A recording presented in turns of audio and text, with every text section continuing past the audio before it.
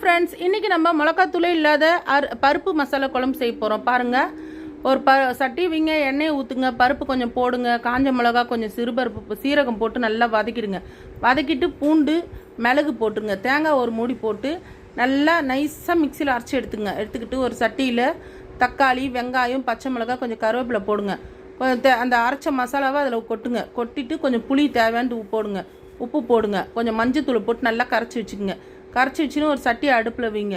வச்சு அதில் கடுகு, சீரகம், கருவேப்பிலை, வெங்காயம் போட்டு தேவையான அளவு எண்ணெய் ஊற்றி தாளிச்சிருங்க.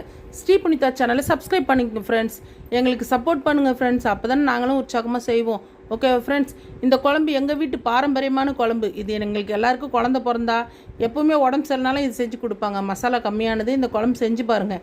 செஞ்சு சாப்பிட்டு பார்த்துட்டு எங்களுக்கு கமெண்ட் பண்ணுங்கள் எப்படி இருக்குன்னு. ஓகே ஃப்ரெண்ட்ஸ், குழம்பு ரெடி ஆயிடுச்சு. Thank you friends. Okay bye. இந்தம்மா